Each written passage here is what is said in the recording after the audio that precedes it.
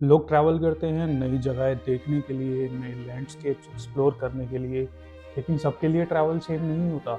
कुछ लोगों के लिए ये एक एस्केप होता है और मेरे लिए कभी-कभी हम ट्रैवल करते हैं ताकि रोज़ाना की नौकरी, वो रिपीट होने वाली लूप्ड लाइफ, उस साइकिल से थोड़ा ब्रेक मिल सके। ऐसे में ट्रैवलिंग मेरे लिए एक फ्रीडम है, एक स्ट्रेस रिलीफ का नया तरीका। नमस्कार दोस्तों, मेरा नाम शांतनु कौशिक। मैं जा रहा हूँ मुक्तेश्वर की राइड पे। मेरे साथ है मेरी राइड पार्टनर यानी कि rebel scrambler 400X from Triumph. तो चलिए शुरू करते हैं। Alright, very good morning.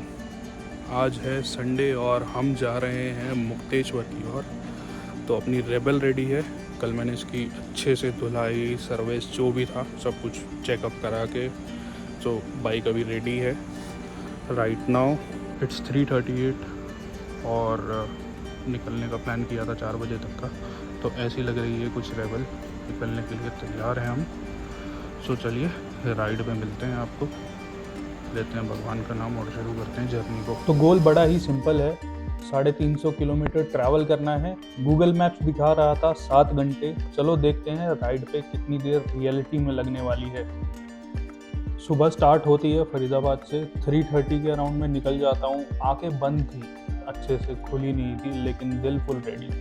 Helmet पहना, इग्निशन ऑन किया और रेबल के एग्जॉस्ट ने बोला लेट्स गो, तो मैं निकल पड़ा।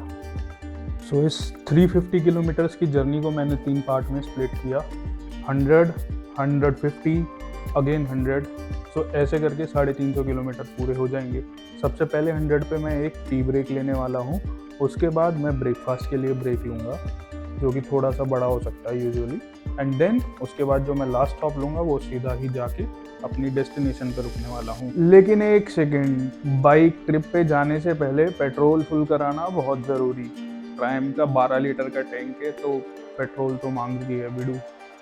टैंक फुल करा रहा हूँ मैं दिल्ली के पेट्रोल पंप से। दिल्ली में फरीदाबाद के कंपैरेटिवली पेट्रोल थोड़ा सा चीप है, 1 या 1.5 रुपये का डिफरेंस है। तो मैं यहाँ से पहले पेट्रोल फुल कराता हूँ और उसके बाद सोच रहा हूँ पहला स्टॉप जो है हापुड़ पे लूँगा। तो चलिए पेट्रोल फुल हो गया, निकलते हैं। The best part starting the ride early in the morning is that कि आपको ठंडा वेदर मिलता है, प्लस आपको जाम देखने को नहीं मिलता। रेबल एकदम स्मूथ परफॉर्म कर रही थी। अराउंड 100 किलोमीटर्स होने वाले थे और हापुड़ आने वाला था। तो मैं सोच रहा था क्यों ना हापुड़ पे ही पहला टी ब्रेक ले लिया जाए। सो रेबल ने कर ली है सेंचुरी पूरी, 101 किलोमीटर्स हो चुके हैं और मैं एक छोटा सा टी ब्रेक लेने के लिए रुका हूँ। और देखिए रेबल कैसी सेक्सी लग रही है, एकदम धांसू, लोडेड फुल।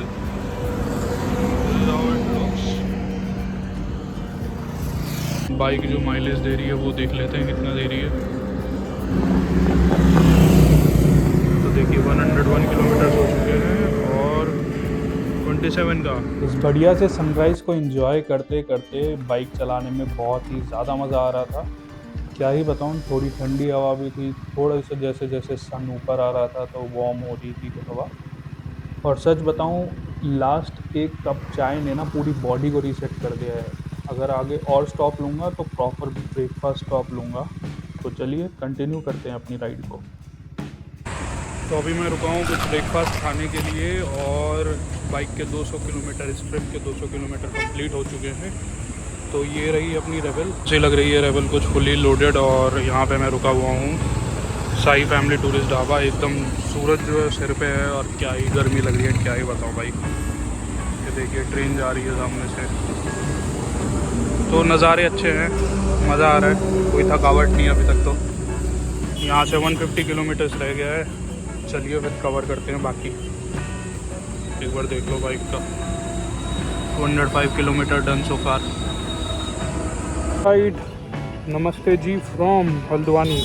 हल्द्वानी पहुंच चुका हूं। बाइक के ऑलमोस्ट 300 किलोमीटर पूरे होने वाले हैं और अभी मैं रेबल को टॉप अप कराने के लिए रुका था। तो ये रही रेबल और देखिए कोई नए दोस्त भी मिले हैं अभी। ये रही रेबल और ये हमारे नए दोस्त आज के, इतने सारे मस्त बैठे हुए हैं पेट्रोल पंप पे ही। तो ये रही रोड। तो ये भी हैं यहाँ पे कुछ बढ़िया बढ़िया मेहमान, पता नहीं कौन है, मुर्गी जैसे लग रहे हैं बट अच्छे लगे हैं, सुंदर, कुछ पोल्का डॉट टाइप है इन पे लगा हुआ। और ये छोटे छोटे खरगोश। एक सब कुछ स्मूथ जा रहा था, फिर आया हल्द्वानी का जाम। भाई साहब, रोड एकदम फुल पैक्ड, हर तरफ टूरिस्ट की गाड़ियाँ, हॉर्न्स, फ्रस्ट्रेशन। और बाइकिंग गियर्स पहने हुए थे तो फ्रस्ट्रेशन और बढ़ रही थी क्योंकि गर्मी इतनी ज़्यादा लग रही थी उसमें। इस मोमेंट पे ऐसा लग रहा था कि मोमेंट एकदम ज़ीरो हो गई, और स्पीड इतनी स्लो हो गई थी कि लग रहा था शाम हो जाएगी पहुँचते पहुँचते। बट फिर उस जाम में मेरे को एक बात याद आई, मैं किसी रेस में नहीं हूँ, ना ही मैं किसी से पहले पहुँचने की होड़ कर रहा। मुझ पे कोई किसी तरीके का प्रेशर नहीं था, बस मेरे को तो मंजिल तक पहुँचना था अपनी स्पीड से, चाहे वो स्लो हो या फास्ट। बस फिर क्या, मैं यही सोच के निकल पड़ा और फाइनली मैं पहाड़ों के बीच में था। यहाँ के नज़ारों ने जितनी थकान थी, जितनी फ्रस्ट्रेशन थी जैम की वजह से, उस सबको गायब कर दिया। विद इन अ मिनट मैं एकदम रिफ्रेश, जैसे F5 का बटन होता है ना, ऐसे रिफ्रेश हो गया था। थकान एकदम गायब, सिर्फ पीस, माउंटेन्स और वो सुकून, यही सब मिलता है यहाँ पे। मैं खुश था, मैं सच बताऊँ, मैं बहुत खुश था। लेकिन मैंने ये भी रियलाइज़ करा, अगर यहाँ तक ईज़िली पहुँच जाता तो शायद इतनी खुशी फील नहीं होती। लेट आया लेकिन खुद से रेस जीत गया। अभी भी डेस्टिनेशन 50 किलोमीटर रह गई थी, बट फिर भी पहाड़ों में आने के बाद जो सुकून मिलता है वो तो पहाड़ पर पहुँचने के बाद ही पता चल पाता है, और उसको वर्ड्स में बयान करना मेरे लिए थोड़ा सा टफ है। पहाड़ों में एक चीज़ बहुत अलग होती है, आपको हर कट पे एक अलग तरीके का नज़ारा देखने को मिलता है। तरह तरह के नंबर प्लेट्स की गाड़ियाँ, कोई पॉल्यूशन नहीं, गर्मी से तो बहुत ज़्यादा सुकून मिल जाता है। स्पेशली आप दिल्ली NCR से आ रहे हो तो आपको पता लगेगा कि पहाड़ों पे जाके कितना सुकून मिलता है। नमस्ते दोस्तों, हेलो, वेलकम बैक। तो हम आ पहुँचे हैं पहाड़ों की गोद में, पहाड़ों के बीच, और यहाँ से मेरी लोकेशन रह गई है मात्र 10 किलोमीटर। मेरे को बहुत ज़्यादा प्यास लग रही थी। पहले तो सोचा कि 10 किलोमीटर को एक बारी में कवर कर लेता हूँ, बट प्यास के साथ समझौता नहीं, तो इट्स बेटर। मैंने रुकने का सोचा एक आध वीडियो बना लूँगा, और कुछ नज़ारे भी हैं सामने, दिखाता हूँ आपको। तो ये देखिए, ये बढ़िया मज़े ले रही हैं अपना पानी में। गर्मी है थोड़ी बहुत है, ज़्यादा नहीं, पर प्लेजेंट वेदर है, दिल्ली के मुकाबले तो बहुत सही है। और ऐसे हैं कुछ नज़ारे। ये रही रेबल, ये रेबल के साथ मैं।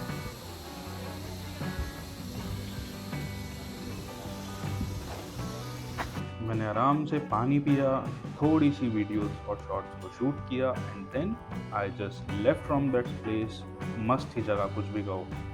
और उसके बाद मैं निकल गया अपनी डेस्टिनेशन। अभी भी 10 किलोमीटर रह रहा था, बट मेरे को पहुंचना है, चलो चलते हैं। मैं थोड़ा सा अपने पहले वाले स्टॉप से आगे ही बढ़ा था, पर ये जाम मिल जाता है मेरे को। मैं भूल गया था मैं पहाड़ों में हूँ और सीज़न टाइम में आया हूँ, और जाम ने तो भाई साहब क्या ही वॉट लगाई। यहाँ पे तो इतनी देर खड़ा रहा, कम से कम 30-40 मिनट मेरे को वेट करना पड़ा आगे जाने के लिए, क्योंकि लोग यहाँ पे ऐसे चलाते हैं कि देखना भी आगे जाके ना गाड़ियाँ फंसी होगी, और बिल्कुल इंसान निकलने की भी जगह नहीं होती है, ऐसे फंसा देते हैं लोग। मतलब दोनों साइड से गाड़ियाँ, ये देखो, ये आ गया।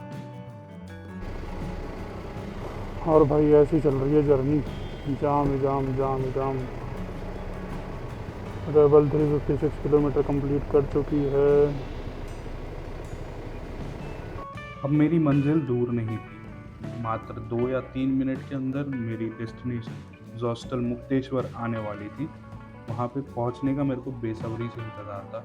सुबह से निकला हुआ था और वेट कर रहा था कि कब थोड़ा सा बेड पे जाके मैं रेस्ट कर सकूँ, एटलीस्ट अपनी लेग्स को स्ट्रेट कर सकूँ। और ये देखिए, ये आ गई है मेरी डेस्टिनेशन। ये लगा रहा हूँ मैं यहाँ पे बाइक, और नज़ारे चेक करो भाई लोग, क्या बढ़िया, एकदम सुकून भरा, शांति एकदम, कोई चीज़ की कहते नहीं। लेडीज़ एंड जेंटलमैन, लो मैं आ पहुँचा हूँ, और खुशी इसकी अलग ही थी जो बयान नहीं कर सकता। सो डेस्टिनेशन पे पहुंचने के बाद देन आई रियलाइज़ कि डेस्टिनेशन दिखा रहा था मेरे घर से 354 किलोमीटर, रियलिटी में 362 किलोमीटर्स था। और ये आड़ू, ये प्लम लगे हुए हैं, क्या ही बढ़िया लग रहे थे यहाँ पे। ओए ओए ओए ओए ओए। और इसके बाद मैं सो गया मस्त खाना वाना खा के। The next day. Very good morning from Mukteshwar. It's 6:30 in the morning, और अभी मैं जा रहा हूँ यहाँ की फेमस लोकेशन चौली की जाली। रास्ते में मेरे को बढ़िया-बढ़िया ऐसे कुछ नज़ारे, ऐसे कुछ दोस्त देखने को मिले जिन्होंने मेरे को फ़ील नहीं होने दिया कि आई एम ट्रैवलिंग सोलो।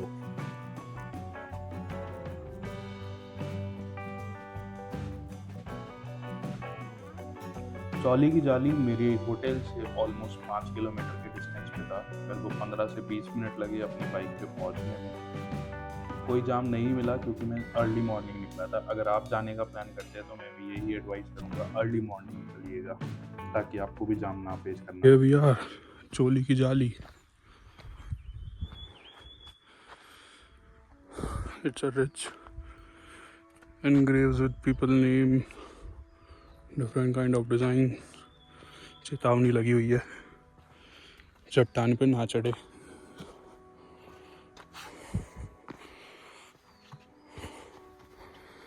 और ऐसे हैं कुछ नज़ारे।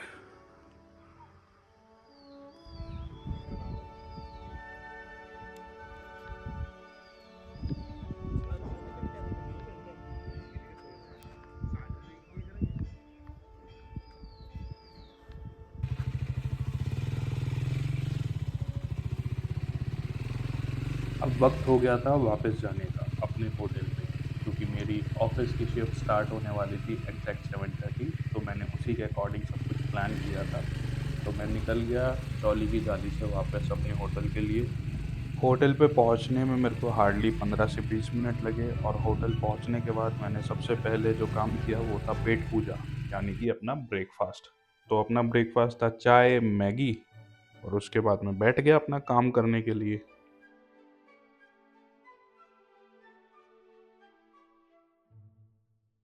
अब आप लोग सोच रहे होंगे कि यार कैसा बंदा है, छुट्टी बनाने गया है पहाड़ों पे और वहाँ पे भी जाके काम कर रहा है, लैपटॉप छोड़ने का नाम नहीं ले रहा है। बट मेरे लिए ऐसा नहीं था।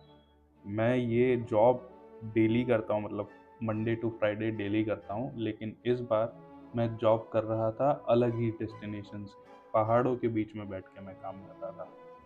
नेटवर्क का यहाँ पे कोई इशू नहीं था, तो ऑब्वियसली मेरे को काम में कोई दिक्कत नहीं आने वाली थी। सुकून भरा माहौल था।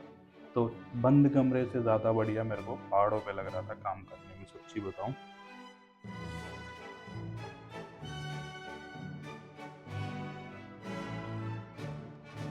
इस हॉस्टल का शायद ही कोई ऐसा हिस्सा रहा होगा जहाँ पे बैठ के मैंने काम ना किया हो।